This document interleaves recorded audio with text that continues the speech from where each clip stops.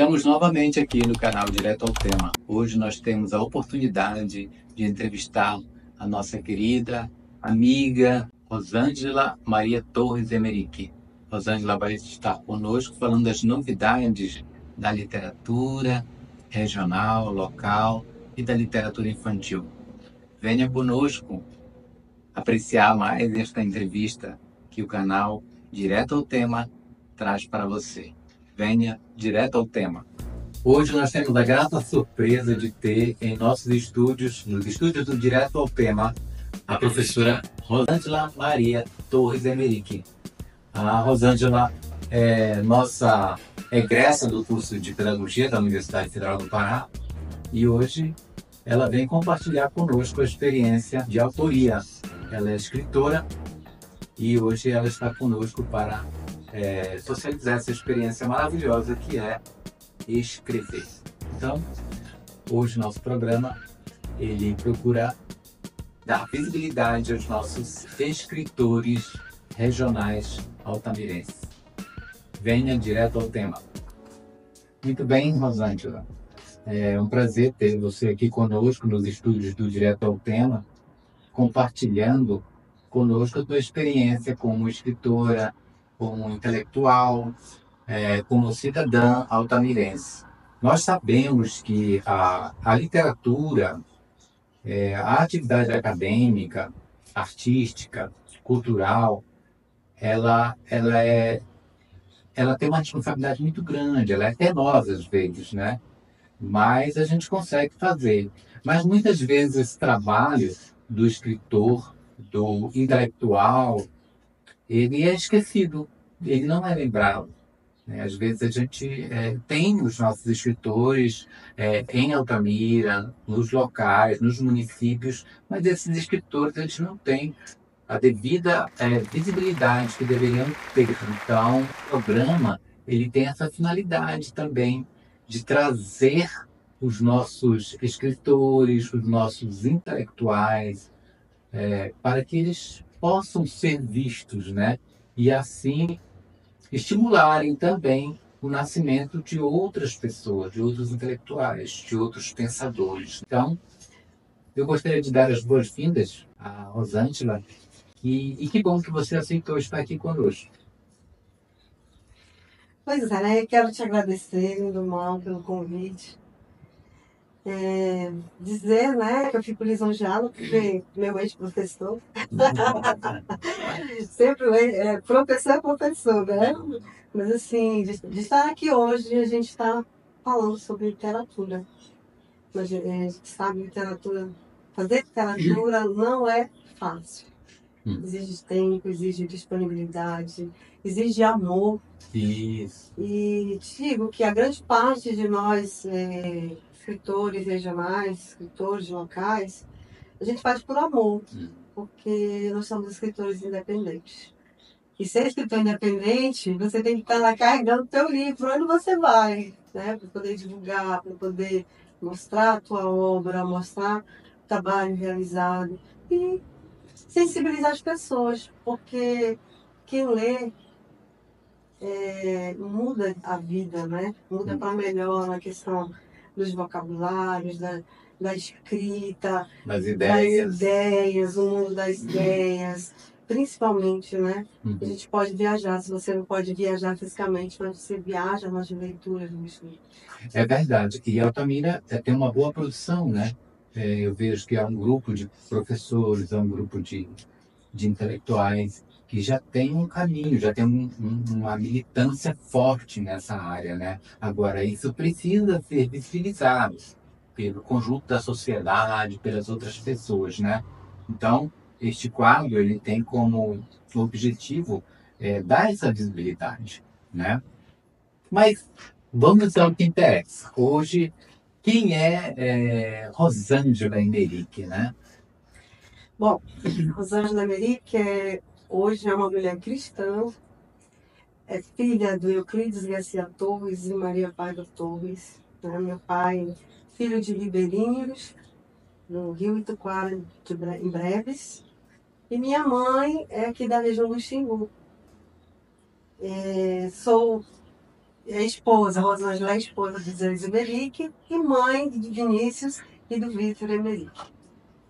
Hoje eu sou servidora pública, desde os meus 19 anos trabalho na educação e atualmente eu estou como pedagoga no Instituto Federal de Educação aqui em Altamira, campus Altamira, né, no IFPA. Muito bem, Rosângela. Eu lembro de você nas nossas aulas, né, na graduação, né? E é uma satisfação, né? Agora, depois de alguns anos, né? Vê-la bem diferente, né? Com responsabilidades, agora é escritora, né? Envaidece a gente, né? Nós temos muita coisa escrita. Outro dia eu estava aqui com o professor João Jesus, né? Ele estava falando um pouco desse caminho dele como escritor, né? Como intelectual, né? E ele foi falando de outras pessoas, né? E aí a gente vai tomando conta, tomando pé, e tendo a clareza do que de fato esse movimento, né, da produção da literatura regional ele existe, né, em Altamira. Então, eu queria que você nos falasse dessa nova Rosângela escritora, né? Sim. Como é que começa essa inspiração? De onde vem esse desejo de escrever? Como é que começa isso? Bom, a minha vida literária, ela iniciou no meu trabalho, né? Com o meu trabalho. Eu trabalhava na escola polivalente e no polivalente aprendi muito com os profissionais que ali estavam na época que eu estava também, né?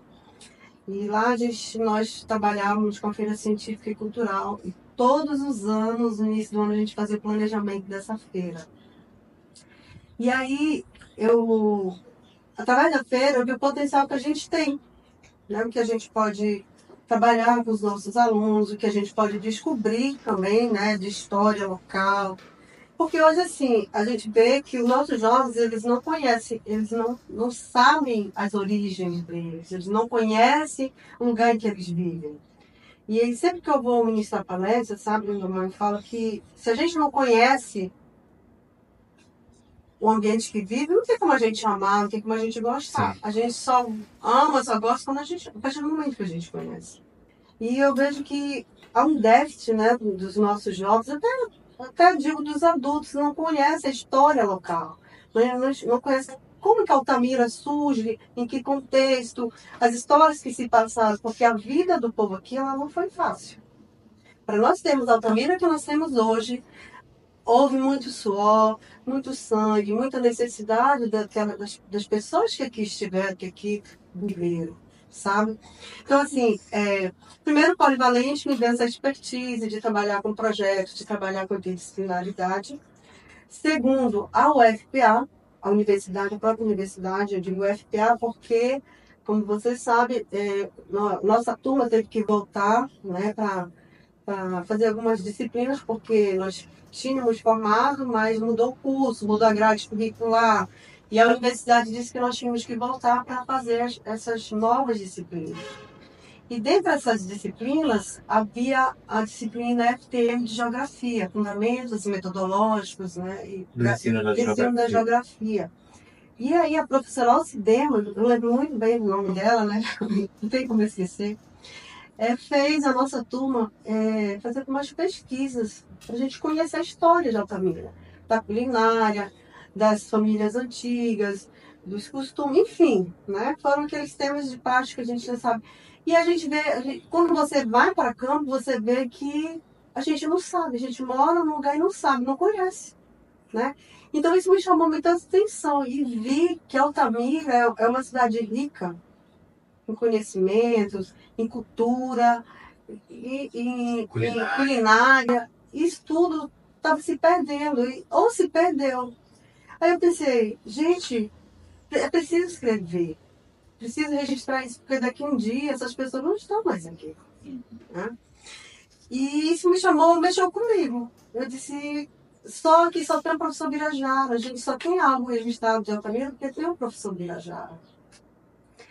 E aí eu quando eu estava no Polivalente, e pensei, vou fazer umas um documentário sobre o soldado da borracha. Como é que foi aquela época, né? Como é que era a vida dessas pessoas aqui? E aí meu avô, aí foi quando eu descobri que meu avô, porque olha, até então, ó, depois de adulta, né? Um avô sendo soldado da borracha, mas eu não tinha nem ideia, nunca me passou pela cabeça nem a questão da valoração dessas pessoas. Porque eles são responsáveis pela nossa história, Sim. eles são responsáveis pela autonomia e pela região que nós temos hoje. Porque foi um trabalho, né, que a gente já sabe que foi um trabalho muito difícil da extração do laço, da borracha, onde havia muitos conflitos entre os índios, entre os seringueiros e os soldados da borracha. Houve muitas mortes, houve muitos raptos de famílias, enfim, houve muito sangue derramado. E tem muitas pessoas que não conhecem essas histórias. Então tudo isso me chamou a atenção. E aí eu peguei e fiz um documentário. E aí a câmera deu problema e eu fiquei com esse material guardado. E aí houve a feira do Polivalente e eu resolvi fazer um trabalho com os alunos também sobre a borracha. E onde lá também para eles aprenderem a valorizar e conhecer um pouco da história, né? E um dia conversando com a professora Inês Trevisan, falando do material que eu tinha e tudo mais, ela disse, Rosângela, por que tu não escreves? Porque eu queria fazer o documentário, né? Mas eu não tinha mais pé para caminhar. Eu disse, por que tu não escreves? Aí eu fiquei com aquilo na cabeça, né? Sério, é interessante. Pode ser mesmo. E eu ter um avô, saudade da borracha, que foi ele que me direcionou para fazer entrevista com outras pessoas que eram amigos dele, né? E assim foi feito. Aí o material estava guardado, ficou guardado por alguns anos. E um dia, em Belém, fui na UFPE lá, encontrei o João de Castro. E fui conversar com ele a respeito desse material. Ele só disse assim, Rosângela, transcreve para mim e manda. Aí lá vai eu ter que transcrever. E era fita, aquele material ali era na fita, né? E eu levava dias, noites, finais de semana, mas eu estava tão envolvida com aquilo ali que aquilo para mim era prazeroso. E aí fiz, né? Fiz toda a transcrição e caminhei para ele. E aí surge um livro, Soldado da Borracha. Nunca me imaginei escrevendo um livro na vida. Porque até eu dizia assim, não sou tão boa de português. A gente tem mania de achar que o escritor ele é excelente em português. Muitas vezes não é. Porque a gente escreve, tem as falhas, tem os erros, mas é preciso passar por uma revisão, né? Sim. Por uma revisão livre. Então você tem alguém que vai fazer a revisão e vai fazer as correções para você. E assim você inicia a sua carreira como escritor. Sim, dando voz, né, às pessoas que estavam no anonimato, que até então, como eu digo, os heróis da época da borracha são os passinhas que foram para a guerra, que lá venceram, né? Venceram junto com os outros países lá vencedores, e voltaram para o Brasil, foram conclamados e recebiam um valor bem alto, né, de vários salários ali, enquanto o soldado da borracha, principalmente o soldado, porque havia o seringueiro, que era o nativo, e o soldado que veio, né, e foi o governo que trouxe, o governo que incentivou e prometeu que esse soldado ia voltar.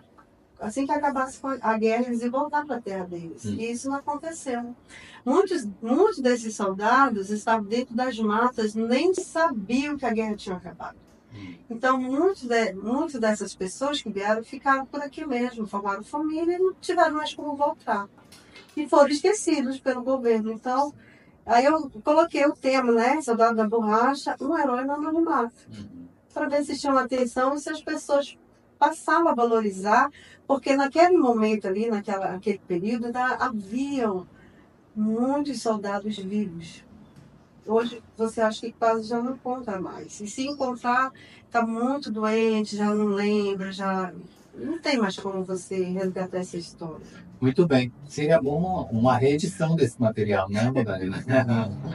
Todo mundo me cobra. E a questão é, como eu estou te falando aí, já é o tempo, né? Assim, como a gente no caso eu sou autora independente, né? A gente precisa tirar um tempo para isso aí, né? Para revisar, para ler novos materiais, para ver uma editora, né? Para fazer Verdade. Às vezes, né, na nossa formação acadêmica, né, a gente vive experiências que só posteriormente a gente vai dar o devido valor, né? Sim. Então, veja bem, a tua experiência como escritora, ela inicia lá atrás, né? Numa experiência de sala de aula, em que te dá a possibilidade de conhecer um pouco mais e te estimula a conhecer sobre a Altamira, né? Interessante isso. Eu vejo várias pessoas falando um pouco dessa experiência inicial, que muitas vezes começa mesmo na universidade, né? É, e quem te inspirou, além o João de Castro, ele foi o operador, né? Vamos dizer assim, ó, o organizador, né? Mas assim, em termos de inspiração, né? Teve alguém que te inspirou nesse início, né? Alguém que, alguém que compartilhou contigo, que te estimulou a iniciar esse trabalho como escritora? É o João de Castro, como eu digo, ele é meu padrinho na literatura, né? Sempre que a gente se fala, a gente sempre está se falando, né? Meu padrinho, como é que tá? Tudo bem? Tá? Então ele é meu padrinho da literatura, desse mundo literário. Então eu tenho um grande amor e respeito por ele, né? E assim, quanto à inspiração de escrever, é como eu te falei, eu nunca pensei em escrever, né? Mas assim, desde pequena, desde os meus 8 anos, 7, 8 anos, eu sempre gostei de livros, de ler livros de história, né? A partir do momento que eu aprendi a ler, e olha que eu aprendi a ler na primeira série. Eu demorei, que eu fiz jardim e tudo, mas eu vim aprender a ler na primeira série, né? E a partir do momento que eu aprendi a ler, eu lembro que minha mãe comprou lá em casa, naquela época nós éramos em três, né? Era eu e meus dois irmãos. E aí comprou uma coleção de livros infantis da história da Branca de Neve, do Pastinho Feio, do Gato de Botas. Até hoje eu tenho os livros guardados. Sim. E também, né, já na segunda série, eu passava todos os dias na biblioteca pública, que ficava ali na Magalhães Barata, onde vai ser a nossa Casa das Letras. Então eu passava todos os dias à frente, né, na frente da biblioteca pública, e eu encostava ali antes de eu ir para a escola. Eu estudava tarde ali no Matias, e aí eu pegava um livro. No outro dia eu já devolvia, já pegava outro. Então, fazia parte da minha rotina. Sim. Mas uma pessoa que sempre gostou de contar histórias e toda vez que vinha aqui em Altamira, ficava em casa, era minha avó Cândida. Ela é ribeirinha, moradora do Itupara, né, em Breves. E uma vez ou outra ela vinha passar uns dias em casa, e toda vez que ela vinha, ela tinha que contar histórias. Eu brigava, não, pô, cadê essa história? Pode eu sentava lá e ela ficava contando N histórias do Boto, da Matilda Pereira, das assombrações, das visagens, né, e tudo mais. E eu acho que isso marcou.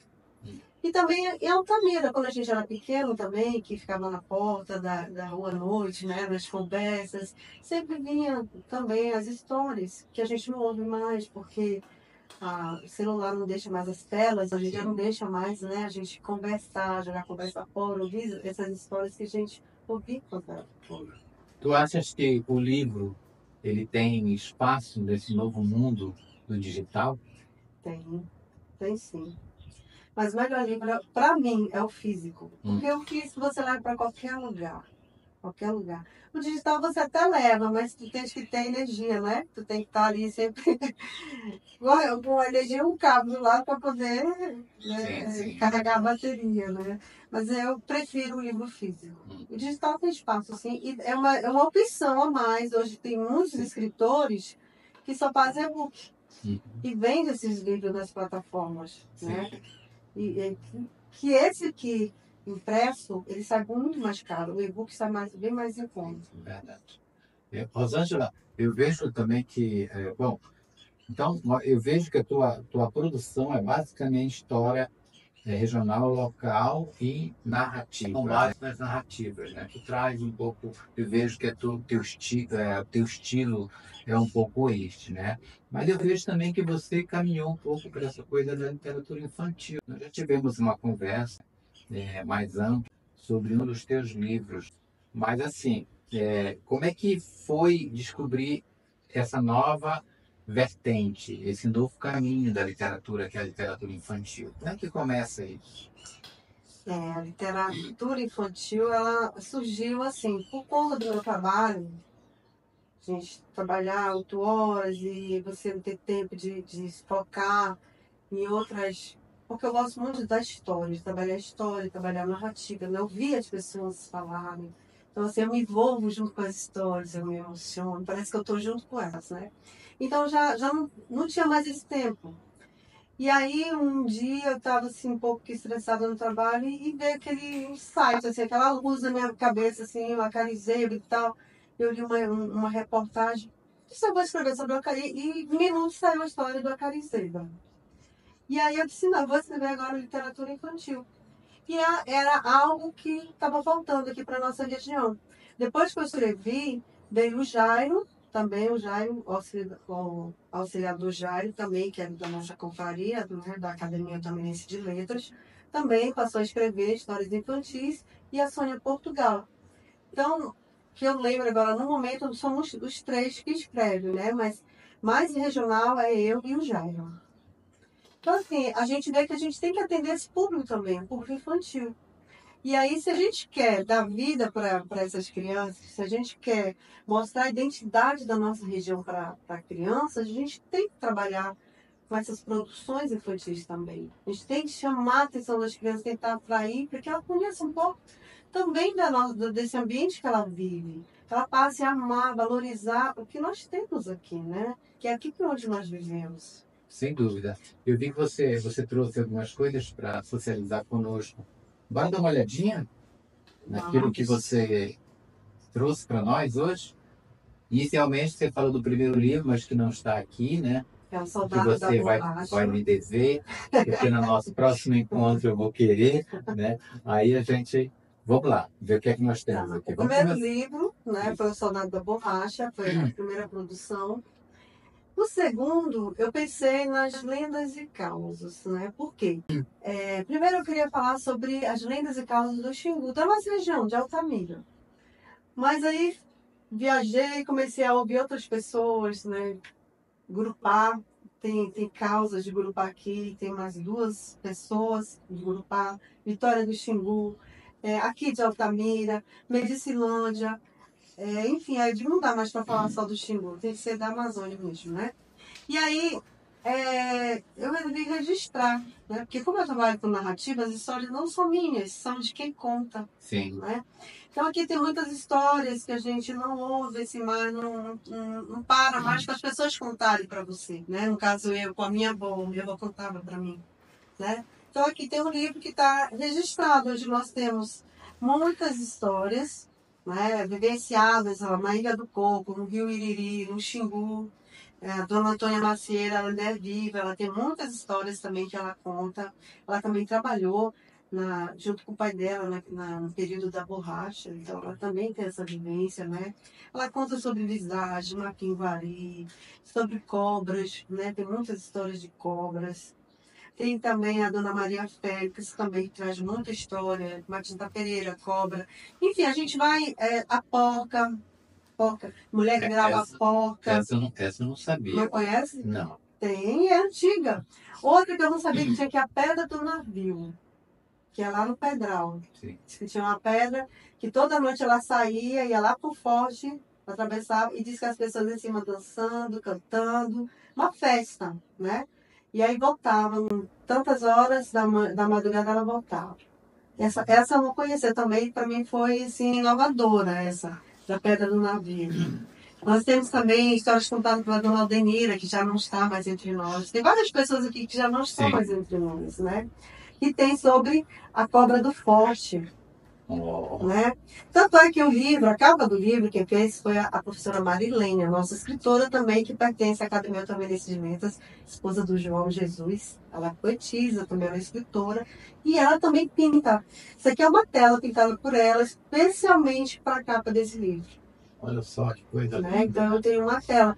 Então aqui é o quê? A Praça do Matias, a igreja, a orla aqui, né? Sim. E aqui a cobra. É verdade.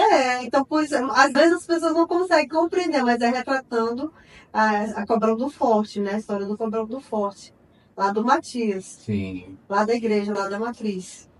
Tá? Então, por isso que ela é bem regionalizada. Que coisa bonita, né? Ela é. Interessante, né? Uhum. Então, assim, aqui você vai encontrar muitas histórias, né, que você já não ouve hoje.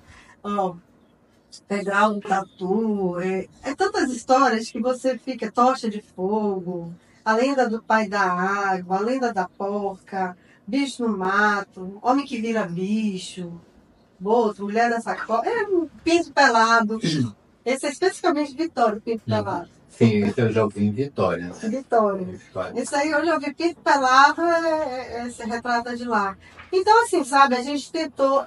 E uma dessas histórias aqui que eu também fiquei, da Matita Pereira, lá de Gurupá, que foi contada, é uma versão que eu nunca tinha visto. Né? Então, quem tiver interesse. Pena que não tem mais o livro aqui, mas tem o e-book, né? Você pode achar lá na internet. Tá, vamos ter que arranjar uma maneira de reeditar esses livros todos, né? Lendas e causos da Amazônia. Muito bem. Tá, aí o terceiro livro, nós temos os outros aí, mas são antologias, né? Esse aqui são antologias. O que são antologias? É um grupo de escritores, né, que escreve, né, quantas páginas quiserem ali, aí você paga por página. Sim. Aí organiza o livro. É uma antologia, não é só de um escritor, né? Tem várias produções de vários escritores. O que é que você escreve aí? Aqui foram as... Eu não sou muito de escrever poesia, né? Mas no decorrer do tempo, tem algumas que tem, mas não sou aquela poetisa. Mas eu escrevi as poesias que eu tinha, né? Falo de quarentena, de pandemia, do tempo, né? Dos filhos. Muito bem. Olha só, esta poeta enrustida. Falam de Deus, falam do meu amor, né? Muito bem, olha só. Do Xingu, do Dia Internacional da Mulher, do amor. Enfim, então é um pouquinho de tudo aqui, né? Assim, coisa boa. Tá, eu vou querer dar uma olhada depois. Eu adorei esse tema. Eu adorei esse tema. Vejam bem, poesias, dinamite das palavras. Eu gostei disso aqui, viu? Gostei disso aqui. Pela poesia se conhece o autor. Muito bem. Nós temos também discursos, né? Discurso a gente foi feito pela Academia Otaminense de Letras, tá? Somos escritores da Academia Otaminense de Letras, que são aqueles que escreveram. E aí a gente vai apresentar na Flix, foi numa das Flix, né? Sim. Então foi material que foi produzido onde cada um fala um pouquinho dos seus discursos, né? Da época que entrou para a academia. Sim. E aí tá aí registrado. Sim, olha que coisa boa, né? Fala um pouquinho de cada escritor que aceitou o convite, né? Porque nem todos, às vezes, a gente surge a proposta, mas nem todos querem participar. Muito bem. Discursos da academia, né? Isso. A Academia Altamirense de Letras. Muito bem. Nós vamos criar um outro programa aqui falando especificamente sobre a Academia Altamirense de Letras. Entidade que tem também o papel, a mão, o dedo, né, a palavra da professora Rosângela, né? Muito bem.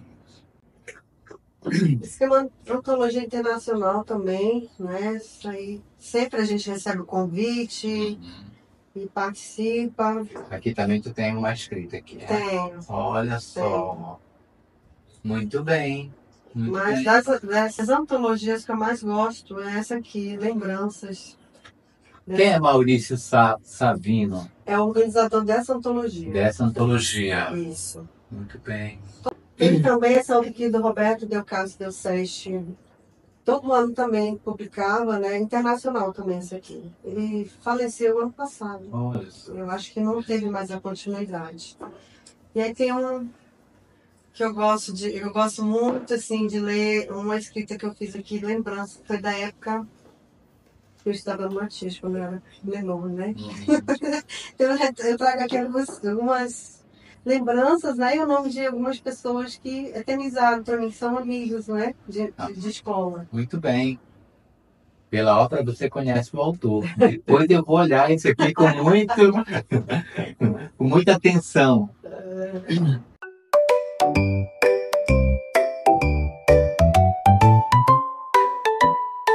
Como é que começa esse empreendimento da terapia infantil?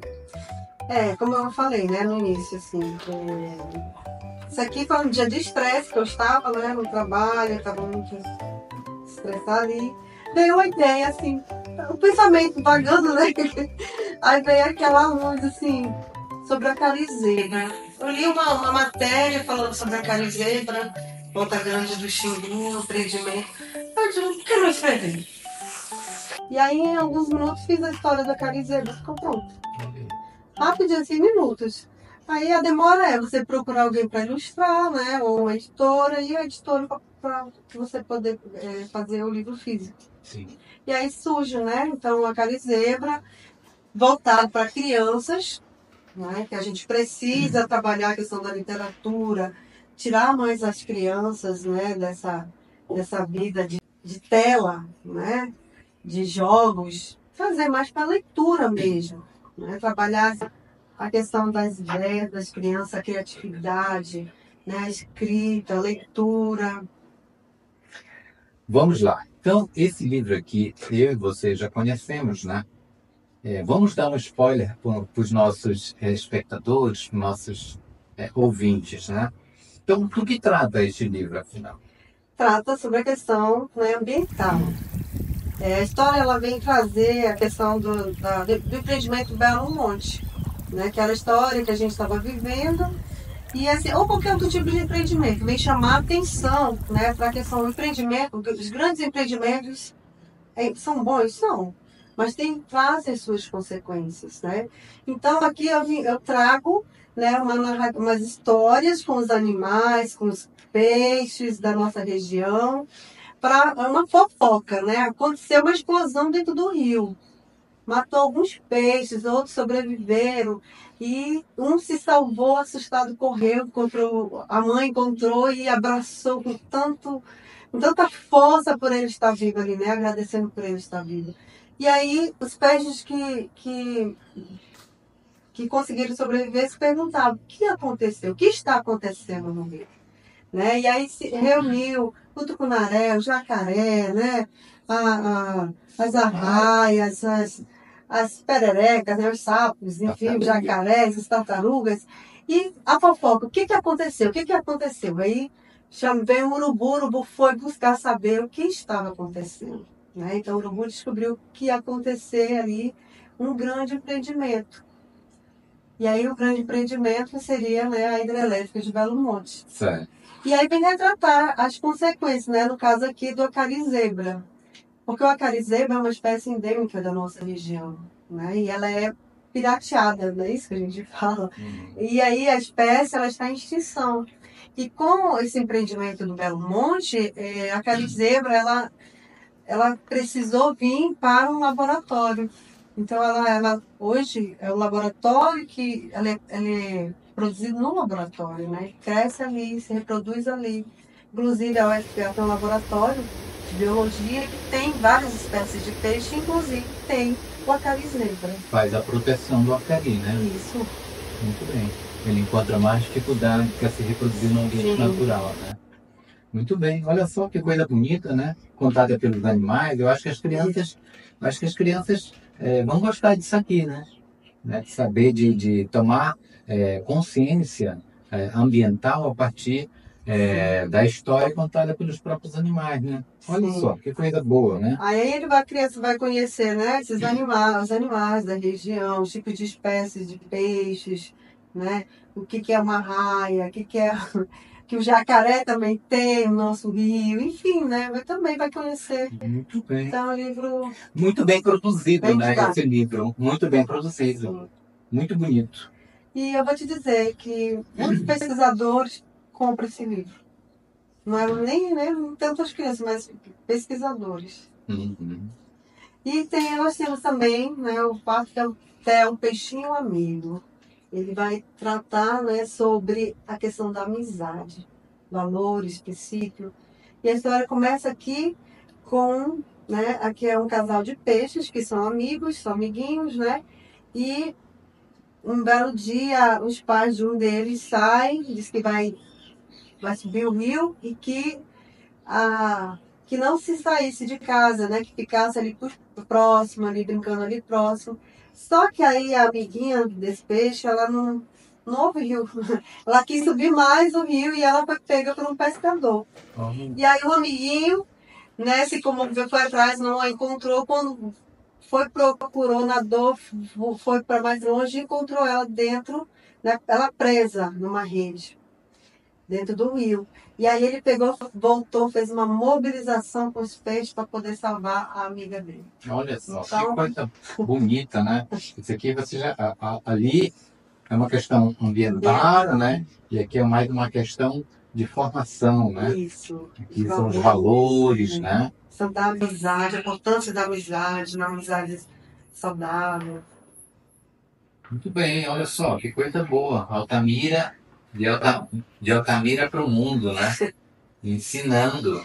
E o ilustrador é daqui, viu? Foi da professora Ginalda, da escritora. Muito bom, muito bonito também, muito boa ilustração, né? O Igor Tabosa que ilustrou. Igor Tabosa, né? Sim. Muito bem. Bom, olha só que coisa boa. Estamos finalizando mais um programa do Direto ao Tema. Vamos agora para as considerações da professora Rosângela Emerick, esperando que ela possa estar conosco nos próximos programas em que nós vamos tratar de literatura e Academia Altamirense de Letras. Professora, considerações? Mais uma vez eu quero agradecer a você, professor Lima Mal. Muito carinho, sempre eu digo lindo e mal, mal, eu sempre brinco com isso. Né? Então, assim, grata, desejo sucesso, né, ao Direto ao Tema, que é um programa inovador, né, que traz pessoas comuns, que traz pessoas que cada dia é um tema diferente. Né? Então, para a gente ficar conhecendo o que nós temos, né? Quem são as pessoas que vivem nesta cidade, que fazem. Né? Então, isso é muito importante.